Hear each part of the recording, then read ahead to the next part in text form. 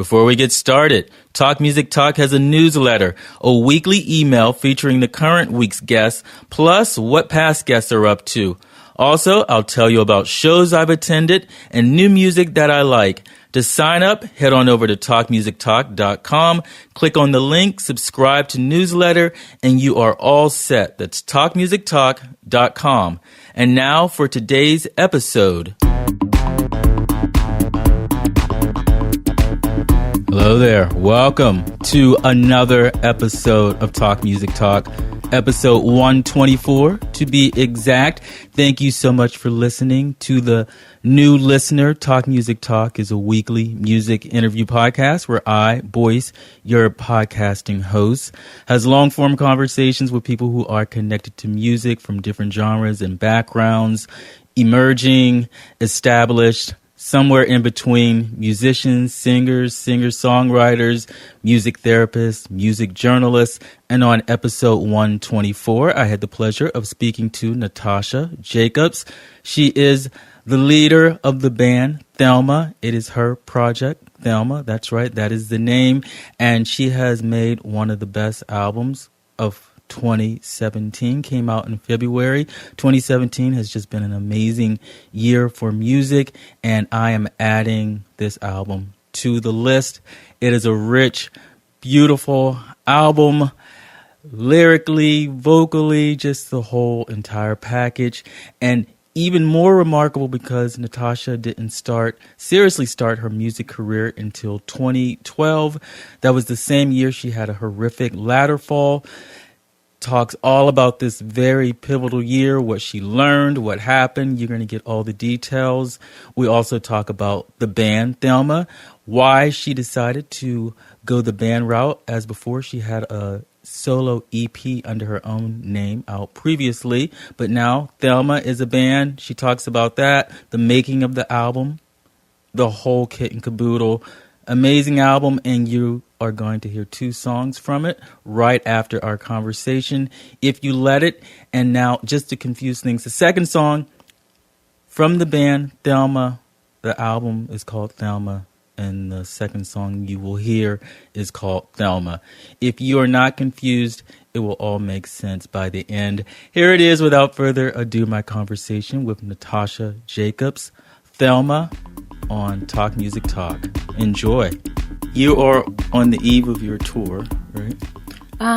Pretty much. About a week. Okay, how long is it going to be? Just a week and a half. Okay, a week and a half. What is your preparation for touring? Like, how do you have to get into a set of mind? That's a good question. State of mind. What am I talking about? Well, this is my shortest tour ever, okay. So I'm a little less stressed out about this one. But it's funny because I used to really be a practice-aholic. Okay. I used to just over-practice, and now I'm starting to not do that at all. So now I'm maybe getting more into the territory of under-preparing. Okay. But I don't think... it's fine. Okay. What did practice-holic look like? Injuring my arm all the time for playing guitar too much, yeah. Just feeling like I had to practice a set at least 3 times the day of a show, which is just, if you're practicing correctly, that's definitely not necessary. Yeah. So this is what, like 3 hours a day? Or? Yeah. Okay. I mean, I'm not doing that at all now, okay. but I'm definitely just feeling laid back about the tour, and it'll all come together. And how did you let go of being a practice-holic? I had to because my arm. Your body told you to. Yeah. So now for this tour, what is the practice? We've just been having weekly group rehearsals. I'm trying to finish this one new song before we leave, so I've just been kind of working on that. Yeah, I guess, I book my own tours and everything, so I'm doing all the planning and stuff, renting the van, contacting all the people. Yeah. So I feel like I'm almost doing more things like that than really prepping for the tour. We did a tour not too long ago, so I still kind of feel ready from that tour. So you're not totally off your game. Yeah, from that. That's good. Where are you from originally? I'm trying to find out lots about you online. I'm originally from Westchester County, just right outside of the city, Harrison, New York. Siblings? Musical family? Yeah, I have an older sister who's definitely not musical, but my dad, he actually writes and produces musicals, and my grandfather, who I never met, was also a musician. So did you grow up hearing musicals all the time? That's a funny question, because my dad played piano all the time, but he kind of played the same thing. Like, I feel like there were 5 songs he played over and over again my whole life. So there weren't, like, cast albums that you were hearing all the time? No. It's actually interesting, because I feel like very little music was actually played in my house growing up. I feel like my parents didn't really expose me to much. Oh, really? Okay, that's interesting. So how did you come into music for yourself?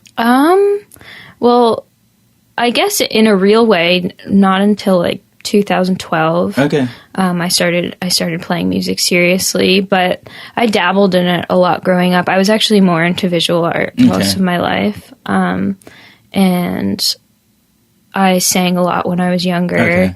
I tried to take piano lessons, tried to take guitar lessons, but I just couldn't stick with it when I was younger. But I did really, really enjoy singing. Were you in like choirs or anything like that? Not really. I really just remember getting a lot of pop CDs when I was younger and taking out the lyric pamphlet and just spending hours in my room singing along. I took singing lessons for a short period of time. I was in chorus and the general stuff, but actually I've told this story a few times. I was in middle school and I really, really wanted a chorus solo.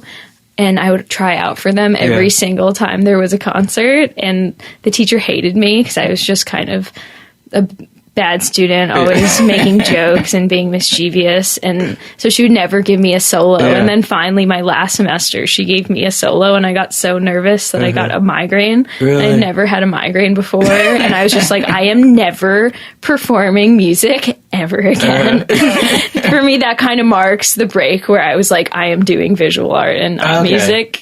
Because it was so awful for you. Yeah, I just never wanted to perform ever again. Did you actually perform it? Did you have to like cancel it? I did, but it was just horrible. I don't even know what, like, I just kind of blacked out. Oh, really? Okay. Yeah. Was it inside horrible or outside horrible? Because sometimes we feel really, like on the inside, it seems awful, but then also people have no idea. I think probably a little bit of both. I'm sure it wasn't as horrible as I imagined, but I was definitely shaking a lot. Oh, I'm sorry to hear that. It's okay. So, what kind of visual stuff were you into? I guess I think my strongest suit was probably painting. I kind of tried everything, but that's also kind of the reason why I left it. I don't really think I ever found my voice doing that. And did you have any like once you graduated, what you were thinking about doing? What you would do? Visual, music? Graduate high school? Once you graduate high school. Well, actually, I went to school originally for visual art. Okay. Graduated, and now I'm actually back in school for music. Yeah, I loved my first school experience for many reasons. I went to school for visual and critical studies, so it was a very academic program, but you also were expected to have your own art practice. But I think through that, I kind of realized that I didn't want to be a visual artist. But I think in a way, it also made me who I am. So it's totally fine. I'm glad that I did it. But yeah, I ended up wanting to go back to school for music. So because you hadn't found your voice yet, you think that was why it made you not want to go into it? I think on a deeper level, definitely. I think it just felt very real that I wasn't in love with it. Okay. And I had this intense drive to create, but every time I tried to use that medium, it just made me really upset because I just felt like I couldn't get out what I needed to get out. And I was just never happy with the result. Which obviously I think dissatisfaction in art is very important to keep going, but it just never felt like I almost felt like the more I did it, the farther I was getting away from myself. So that's not a good sign. And music felt like the opposite of that? Or? Yeah, definitely. I feel like, I mean, especially kind of starting late, it's always a constant challenge. But I just love doing it, and I get so much satisfaction out of doing it, and I feel like I never had to look for a voice. I feel like it just came naturally, so that... And what kicked that off, getting back into playing an instrument? Yeah, actually, right after I graduated art school, I fell off a ladder. Okay. And I was really badly injured, and I had to get a bunch of surgery, and I was bedridden. The first time around, I was bedridden for, like, the better part of a year, and then I had to get another surgery a year later. So it was just kind of, I had a lot of me time. And so before that, I had gotten into, I had started really playing guitar. And during that time, I really started writing music, and it's just kind of been nonstop ever since. Yeah. So how long ago was that? That was in 2012. Okay. And what did you, hurt? I kind of hurt my whole body, but the main thing was that I broke my leg really badly. I shattered my tibial plateau, which that's like the most weight-bearing point of your body. So when you break that, you cannot put any weight on it for at least half a year. So it's you're in bed the whole... Yeah. Okay. How high was this ladder? It wasn't that high. It was probably about 9-10 feet. Okay. High. And it was just the way you fell. It was the way I fell. I just am very injury prone. Something about my body just doesn't take injury well.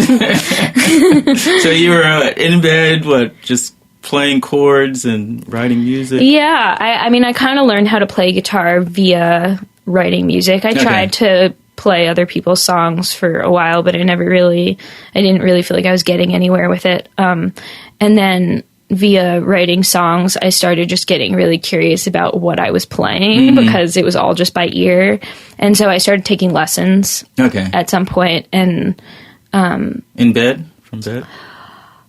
Well, I took my first lesson actually the week before that happened. And then my teacher, who usually only does lessons from his place, was nice enough to come to my place as I was finally starting to be able to sit in a chair a while later. And so we just started kind of picking apart my songs and starting to understand what I was playing and learning scales, etc. And so it's just kind of been a slow transition between just playing all by ear to actually really understand what's going on, understanding what's going on, while at the same time trying to still follow my ear, because that's really what's important. Okay. So what does that life-changing thing do to you when you have to, because it just sort of splits your life? Yeah. From before and definitely. to after. Definitely. I mean, in a way, I think that I'm glad it happened, obviously, because I think I'm much happier now in many ways, but it's definitely been, I mean, just the awareness you gain of your body after something like that happens and how fragile we are. Yeah. And to think about, I mean, if I had had that injury, however many years ago, I wouldn't have been able to walk again. And just thinking about those things, I think just really changes your outlook. And I mean, I still deal with physical effects from it. So, but all in all, yeah, I mean, it definitely was a split in time. So you were in recovery for how long? Well, I'm still in physical therapy and stuff. Before you could say go out, how long did that take? Like a year. Okay. Yeah. God, that'd have been rough in some ways, though. Yeah, it was weird graduating college and then having that happen, because it's you're already kind of transported into this new period of life. And I was about to go to South America and work on farms, and I had to cancel my trip. Okay. And so it really just totally changed my trajectory, and it was a very isolating experience, but at the same time, I think that was good. I feel like I really like being alone now, and I didn't used to enjoy that as much. Okay. So you come out of that, or some of it. So how does that, you start making music, recording? So I recorded a solo EP that I don't usually talk about right after that happened. And then... Which I like. Oh, you listened to Yeah, especially with Savage Travis. Oh, God. I really like I think I played it like 10 times last night. That's so funny. That's so funny. Yeah, I mean, and I'm super proud of that. I think for, like, the first... Literally, like, those songs I wrote were the first songs I ever played. Okay. Because I had never played anyone else's music, really. I think that it was a great first attempt. Yeah. But yeah, after that, I kind of applied to music school on a whim, not expecting that I would get in or that I would be able to afford it. And it kind of all fell into place. Yeah. And so as soon as I started music school, I started writing. I started Thelma and started writing the Thelma record. And because you can see the growth from that album, which came out, 2013? Yeah. Yeah, you could definitely see the growth, but the promise was there that you see on Thelma. So, what was that? The promise of the talent and what would happen on Thelma. You can definitely see the growth, see that progress, and see what was going to happen from the first album. Thank you. Were you happy with it when it came out, though? At the time? The first one? Yeah. Yeah, I was proud of it. I have this weird thing where I feel like sometimes I can't hear the music I'm making, if that makes any sense. Like, I never have a real concept of what my music sounds like. Okay. I feel like when you're making something, you're just so inside of it. It's so hard to hear it. Okay. From an outside perspective. And it's just so funny. I feel like so much of that record was my imagination of what it could be that it wasn't. And so listening back on it now and being able to hear it objectively, it's kind of a trip. Was it about the period of being bedridden? Yeah, I wrote all those songs while I was in bed. Okay. Yeah. So it sort of documents that time. Yeah, there's definitely some songs in there about that. Okay. Was that everything you wrote, or you wrote and then whittled it down to that?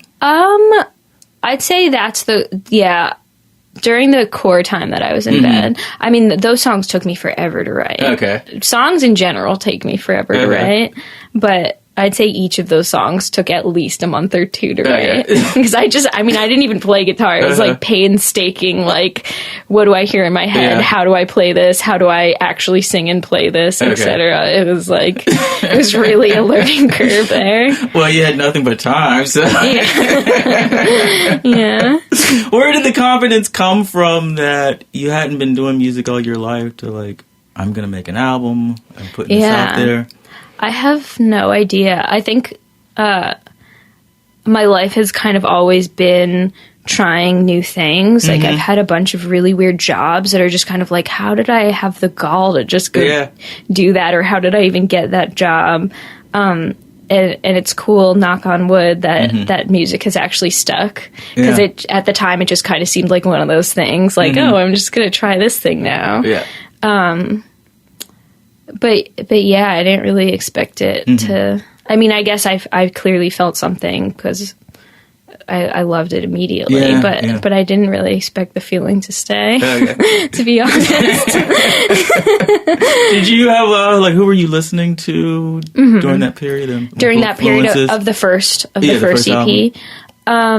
Definitely Joanna Newsom. Okay, yeah, she's wonderful. She really, I mean, I listened to her when her first record came out, when I was a teenager, and I loved it so much. And then I kind of stopped listening to her, and then when I was injured, I really got into her record, Have One On Me. Okay. And it just blew my mind. It's like a whole world. Yeah, I mean, it was like, I need to write songs. Yeah. It just really made me feel that way. So I'd say that EP was heavily influenced by that. Okay. Yeah. All right, cool. And so you go back to school for the second time for music. And what was it, for composition? Or? I am currently in school for studio composition. I did classical composition for a little while too, but I was double majoring. I had to stop. Yeah. It was too much. I'm also working and stuff. So it was just like, I always bite off more than I can chew. What is studio composition? It's a mixture of just composition and studio production, really. So you kind of get the best of both worlds. They are also really flexible. They kind of let you build your own major. So I've been able to pretty much just take what suits my needs. Okay. And in classical, what is this sort of like picking up stuff you didn't learn when you were younger, might have studied? I mean, I didn't really have much musical knowledge at all before school, but in classical composition, we were writing pieces for other instruments. Like I wrote a viola piece that was performed at a concert, and yeah. Or you can read music, or yeah, I can read music. I'm not very good at sight reading immediately with an instrument. I've actually been starting to work on that. Okay. But yeah, definitely through school. I mean, I actually kind of always knew how to read music just because I tried to take lessons when I was little. I feel like once you have the concept of how to read music from a young age, actually doing it is easier later on. But I feel like school really pushed me to start reading. Okay, it's cool. And at what point does the concept of Thelma come as opposed to using your own name for your first album? I guess Thelma came along right around the time when my grandma Thelma passed away. And it was like right before I was going to school. And I just knew that I wanted my next project to be separate from the EP that I had released. And I wanted to start a band. And so Thelma just kind of stuck. Okay. So this is like a new you? Is that like the separation you want to do? It's a different chapter? Not really. I mean, I definitely think that, definitely a different chapter, but I still think it's very connected. I think my songwriting it still sounds like me in both of them. But yeah, I didn't really see myself as the kind of songwriter I just didn't think it suited my music to just stick with my name. I wanted to have a band entity. Okay. Yeah. So what would you say is the difference between just a solo artist using your name and Thelma? I feel like with Thelma, we really create, or at least I strive to create a world of sound. Like at least with this record, I feel like we really kind of committed to an interesting sound world that I hope feels kind of otherworldly. Yeah. And I feel like using my own name is kind of too grounding for that kind of thing that I was going for. Yeah. Like the ethereal world of Natasha J. As opposed to the ethereal world of Thelma. Yeah. I guess so. I don't know. I'm kind of making up this explanation as I go, but... we'll go with that. Sounds good. But yeah, I don't know. It just felt right. I knew I wanted to have a pseudonym. It's nice to be able to escape yourself in that way. So are you annoyed yet? Because when I contacted you, I called you Thelma. Oh no! I mean that happens all the time, and I don't mind it at all. It's fun. I like playing pretend. You just answer yes. Yeah. Was your grandmother a big influence on you? Yeah, definitely. She's just incredible. I've just never seen so many people deeply love one person. Really? Just everyone on my mom's side of the family was just absolutely in love with her. Even more distant cousins. She's just such a special person, and she really was encouraging to me to do music. When I was younger, she used to try to always make me sing, and I was so shy and scared I would never do it. But the last time I saw her, I actually played her guitar and sang for her, which was really nice. That's cool. And yeah, she's just amazing. Yeah. Well, she must be somewhere getting a big kick out of what you're doing. You get to honor her with the band name. Yeah. That's great. Yeah, that's awesome. So, Thelma, how is that like you recording this, you're writing the songs and then you take them to the band, like hearing them open up in a way? Yeah. Yeah. It's cool seeing how that process is changing, because for the self-titled record, it was really, I had the songs fully fleshed out. I had been playing the song solo actually already for about 6 months before I brought it to the band. And so really it was a process of them working around me. Like the arrangements are very delicate.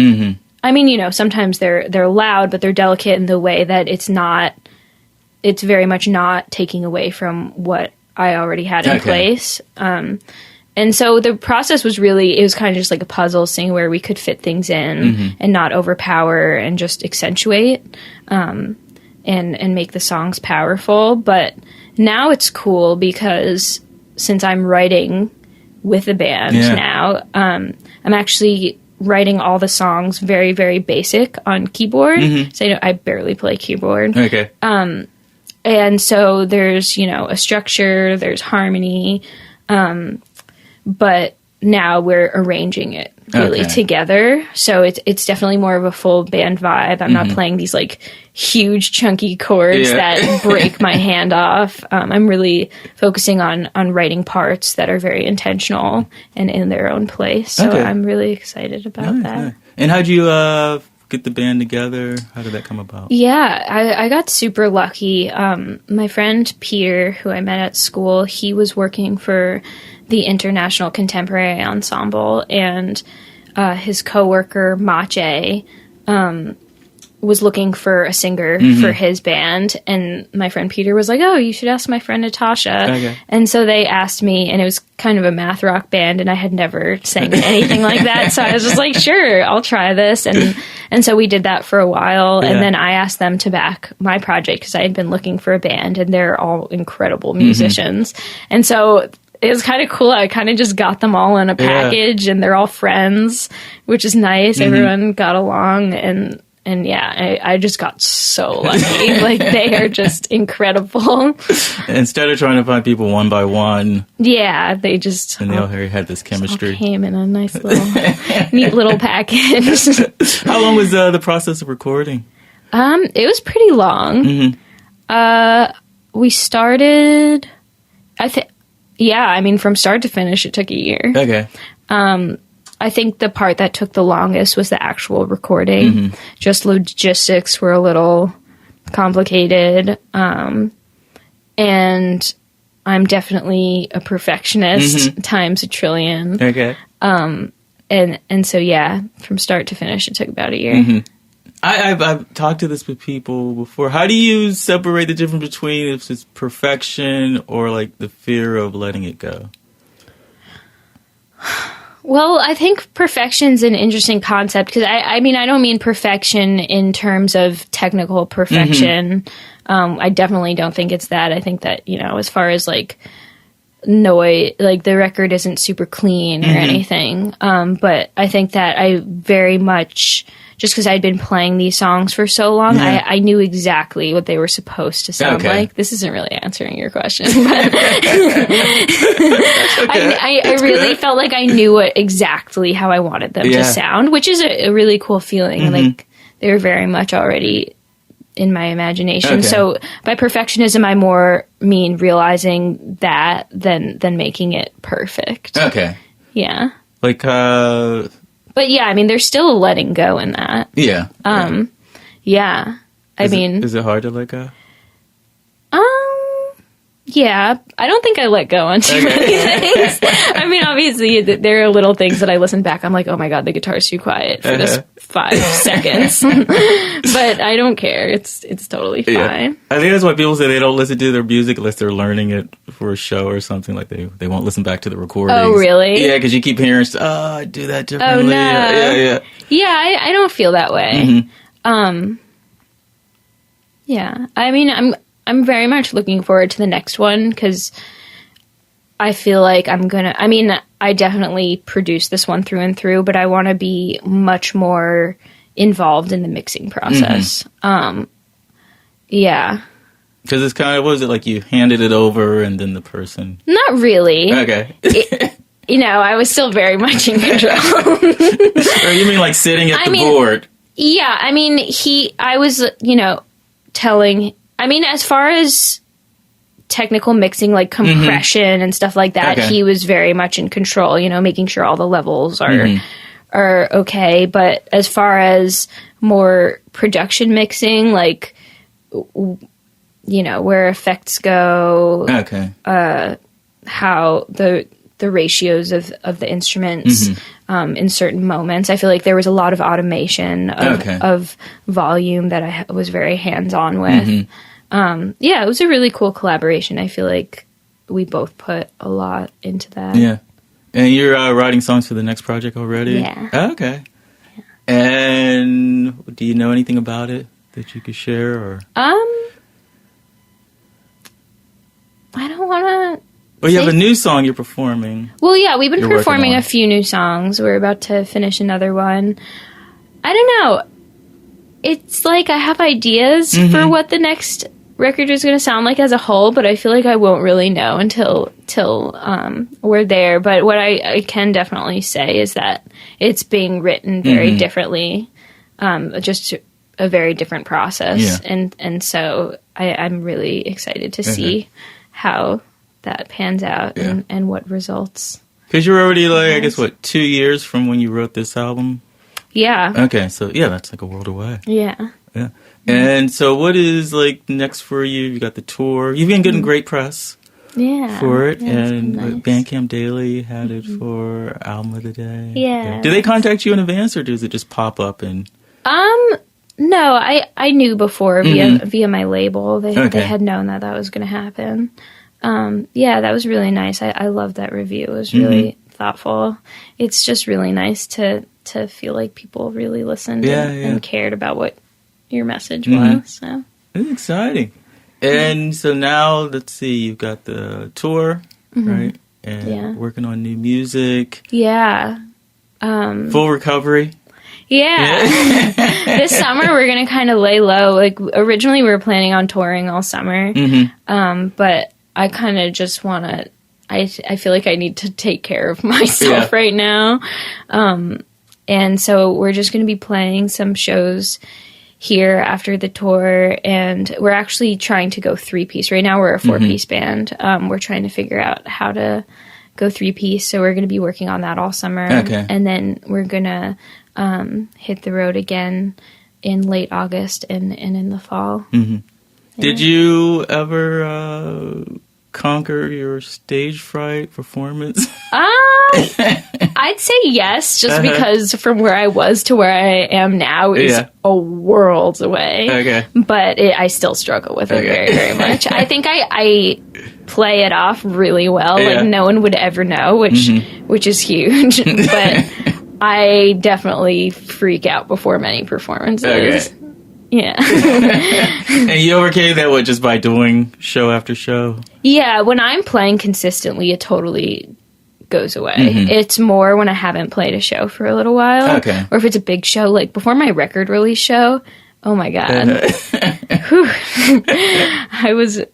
Yeah. I felt like I drank 20 cups of coffee, but I hadn't drank any. Other than that show, are you able to enjoy the performance? Definitely. Definitely. You know, there are always shows where you get in your head, you mess up and you get in your head, but I think I've definitely gotten much better at that, and I've had so many shows that have just felt so great.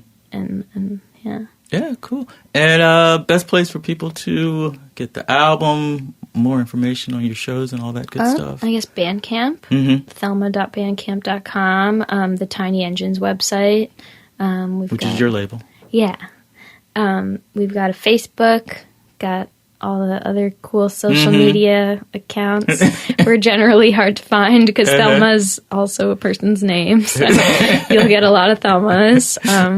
So you have to put Thelma Band in Google. I know. And then it'll pop up. I have usually a lot of, on all of my social medias, I use Thelma la la la. So that helps. I'm sure it will.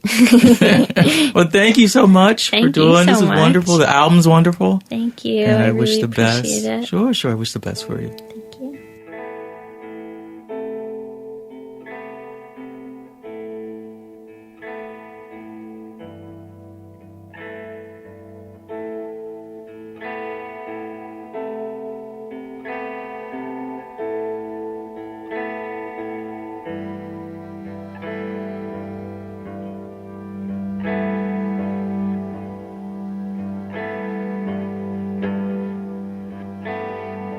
Ooh.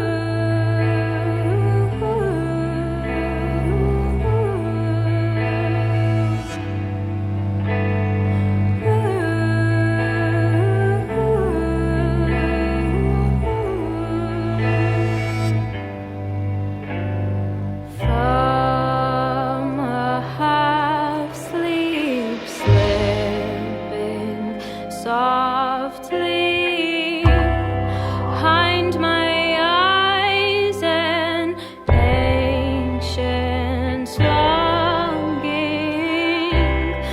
for the space with no location.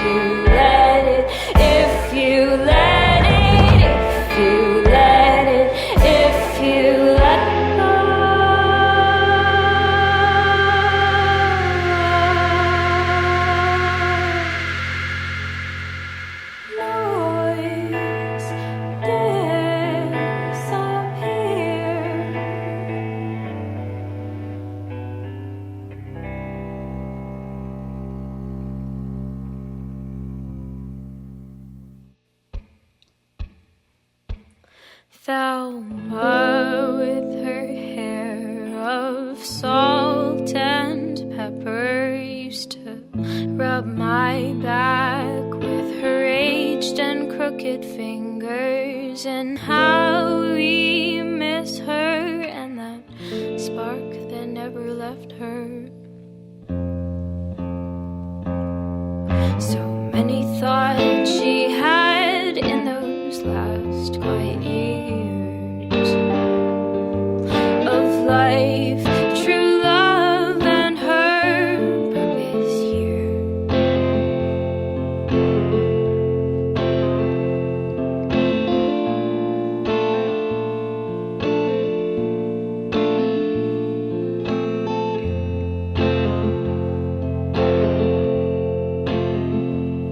Not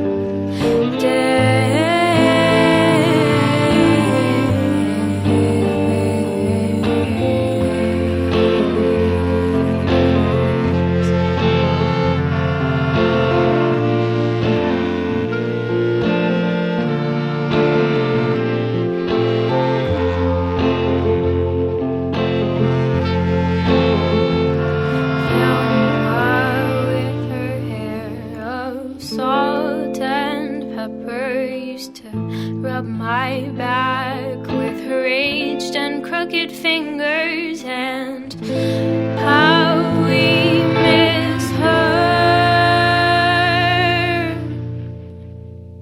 She's a part of me forever.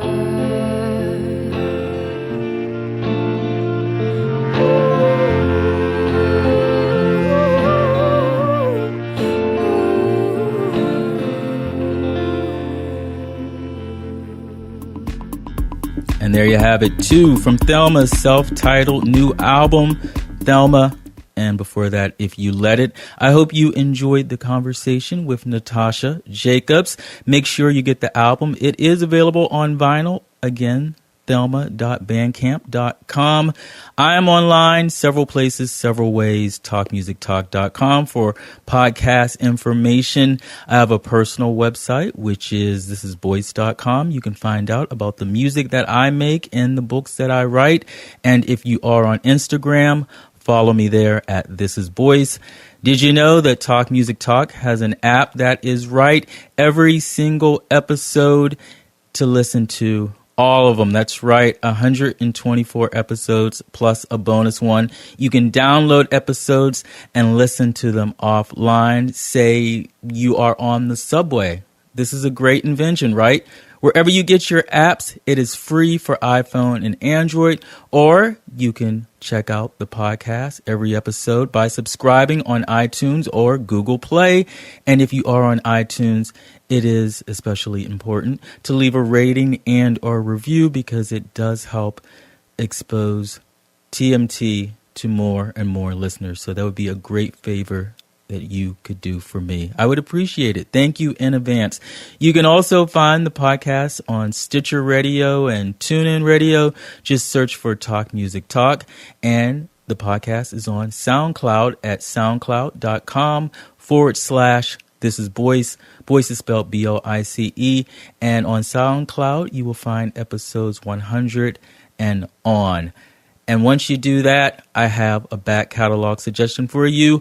This will complement the Thelma episode. Another great album, Halfway, episode 118 with Nandi Rose Plunkett.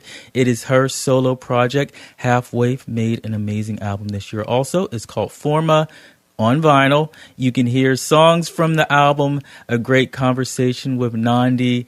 Again, that's episode 118 with Halfway. So check that out after you finish listening to this, and then go to Bandcamp and get both of their albums on vinyl for your double feature listening pleasure. Thank you so much for listening to this episode. Till next time, and there will be a next time.